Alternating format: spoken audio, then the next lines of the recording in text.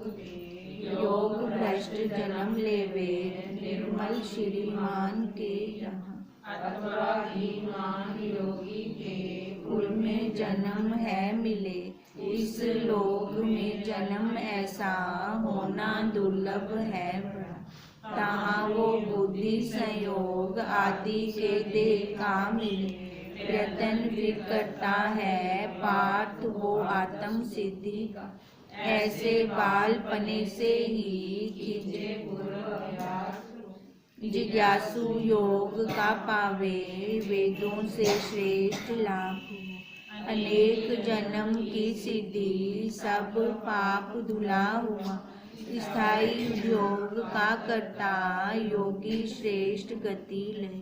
तपस्वी से बड़ा योगी, ज्ञानी से भी वही बड़ा।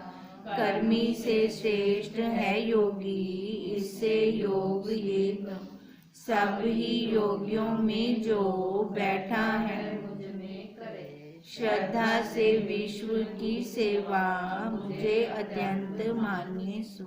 उपसार सेवे जो निज कर्म, इच्छा फलों की गई है संन्यास सुसत्य।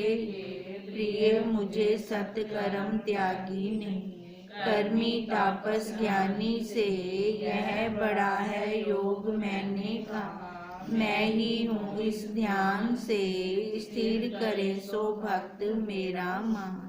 यहाँ ब्रह्म विद्या अंतर्गत विज्ञान योग शास्त्र विषय श्री कृष्ण अर्जुन संवाद रूप श्रीमद् भगवत गीता उपनिषद का आत्म संयम संज्ञक अध्याय छठा संपूर्ण हुआ।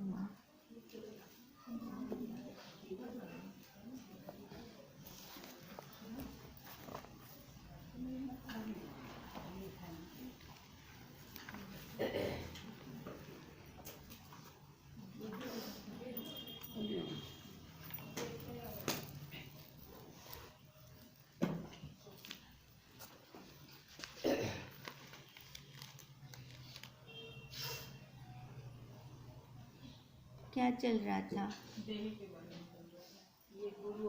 गुरु और शिष्य के संवाद चल रहे होंगे, है ना?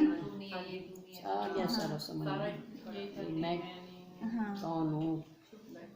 क्योंकि उन्होंने बोला था ना कि मान अपमान से ऊपर उठना है, शीत उष्ण ये सबसे ऊपर उठकर इस प्रकार अपने चित्त को शुद्ध और अपने स्वभावों को शोभनीय करने के लिए ये निमित्त लिखित गुरु शिष्य का संवाद को सावधान होकर पढ़ें और इस पे निश्चय करें पक्का। अब ये वाले किए होंगे आपने, करते हैं फिर से।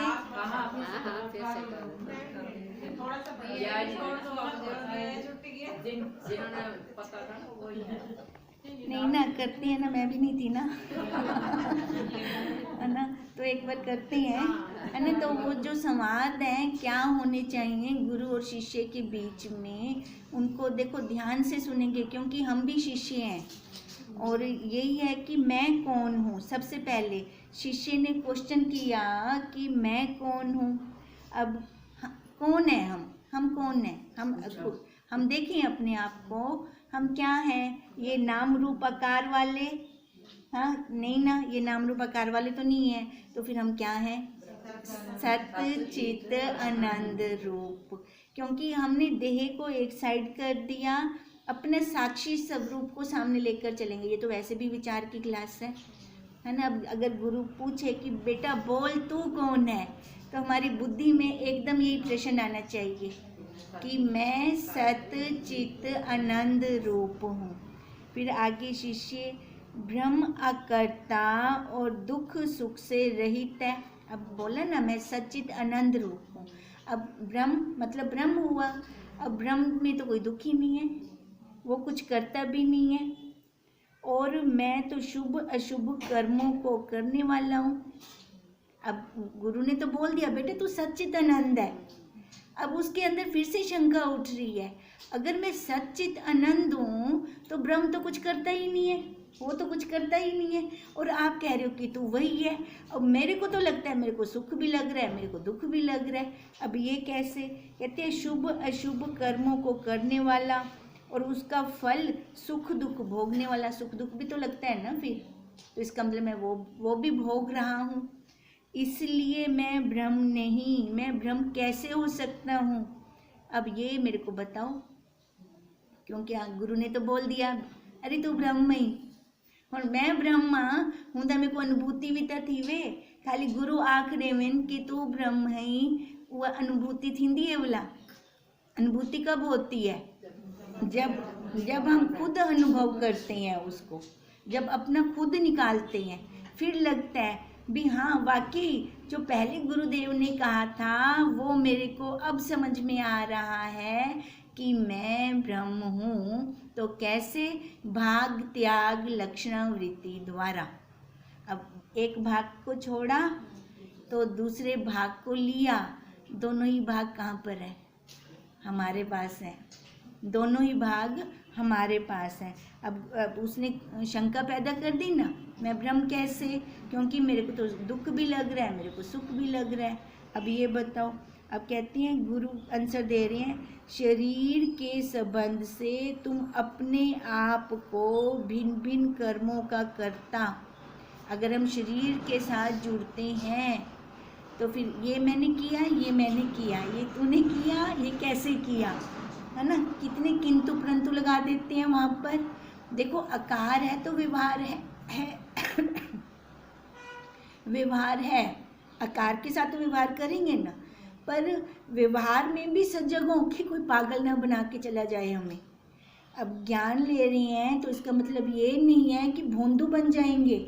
सामने वाला कहेगा ये तो बोलनी है, इनको तो कोई पता नहीं चलता, इनको जिम्मे मर्जी चलाई बनो। पर इतनी गुरुदेव क्या कहते हैं, जो साधक होता है ना उसको कोई चला नहीं सकता, तो इतनी अपने अंदर सजगता होनी चाहिए।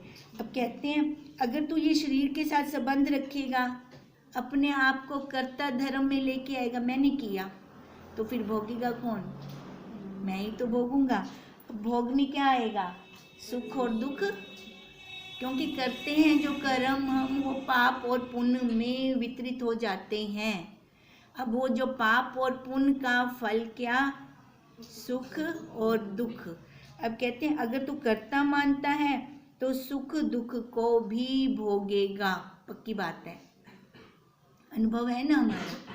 हम कर्ता मानते हैं तो सुख दुख भी भोगते हैं। वास्तव में हम शुद्ध चेतन हैं। वास्तव में हम क्या हैं? शुद्ध चेतन। अब जो चेतन है, चेतन किसको कह रहे हैं? उस साक्षी को, कुटस्थ को, जो कुछ भी नहीं करता।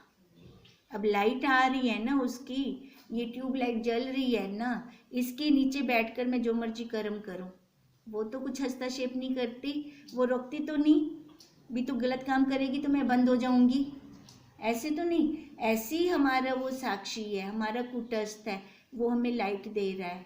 उस लाइट के अंदर मेरे को क्या करना है वो खुद को समझो, क्योंकि हमें भगवान जी ने बुद्धि दे रखी है। बुद्धि दी है ना, बुद्धि हम सबको, बुद्धिजीवी। अब इस बुद्धि से हम दूसरों को चलाते हैं कि वही बुद्धि हम अपने परमार्थ में लगाते हैं। ये अब खुद को समझो। अगर हम दूसरों को चलाते हैं तो हमारा चक्कर चालू रहेगा। चक्कर कौन सा? 84 का। ये चक्कर हमारा कभी खत्म नहीं हो सकता। अब क्या आगे शिष्य, अब ये गुरु ने आंसर दे दिया। आंसर में क्या कहा गुरु ने? अगर तू अपने आप को कर्ता मानेगा, हाँ, तो भोगेगा ही, और भोग में तेरे को क्या मिलेगा? सुख और दुख, ये दो तेरे को फल मिलेंगे भोग के अंदर। वास्तव में तू क्या है? साक्षी, शुद्ध चेतन है। अब शिष्य को और आगे प्रश्न आ गया, फिर शंका हो गई, क्या मैं शरीर से भिन्न हूँ? अब क्योंकि गुरुदेव ने बोला तू शुद्ध चेतन है, अब उसको क्या दिख रहा है? मेरा शरीर तक शुद्ध रांधा ही कहनी रांधा है, नहीं रहता है ना। उसको अब ये दिख रहा है कि ये शरीर तो कभी शुद्ध रहता ही नहीं, इसलिए उसको शंका हो रही है, क्या मैं शरीर से भिन्न हूँ? जो आपने शुद्ध चेतन बोला, मैं तो जानता हूँ कि मैं शरीर हूँ, मेरा नाम है, अमूक का बेटा हूँ, वह मेरा वर्ण और आश्रम है। आप कैसे कहते हैं कि तुम शरीर नहीं हो? अब गुरुदेव ने उसको बोला ना, तू शुद्ध है, शुद्ध चेतन है। अब पर उसको दिख नहीं रहा ना, उसको नहीं दिख रहा मैं शुद्ध हूँ। अब जैसे गुरुदेव हमें पहले बोलते थे, तू तो ब्रह्म है ना, तो फिर मैं क्या करती थी, हाथ पकड़ के ना माता जी का, एक ही दे कहाँ पे है, देखो हत्ते ना, दिखता पे ना, लगता पे ना, शरीर दिखता पे ना, एक एक अंग दिखता पे ना, ऐसे करती थी उस टाइम में। क्यों? क्योंकि उस गहराई तक पहुंची ही नहीं।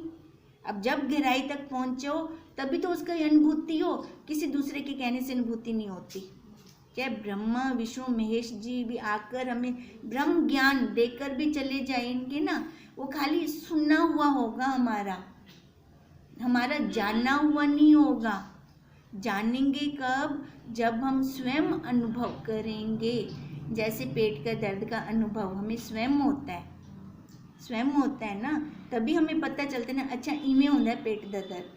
अब ये भी अनुभव, मैं साक्षी हूँ, मैं शुद्ध चेतन हूँ, जब मैं स्वयं अनुभव करूँगी फिर उसकी अनुभूति होगी।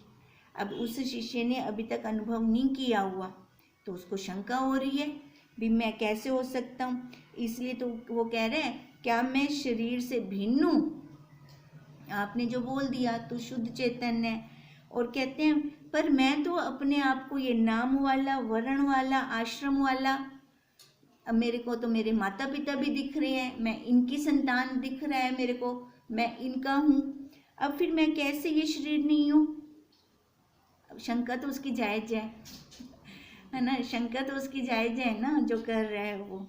अब गुरुदेव आंसर दे रहे हैं, अज्ञान से तुम अपने आप को शरीर मानते हो, वास्तव में तुम शरीर नहीं हो, वास्तव में हम शरीर नहीं हैं।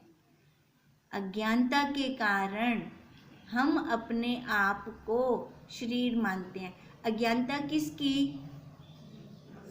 अपने ये स्वरूप की, है ना। अज्ञानता कह लो, अविद्या कह लें, है ना। आवरण आ गया बीच में, एक पर्दा आ गया है इस अज्ञानता के कारण, कि मेरे को मेरा स्वरूप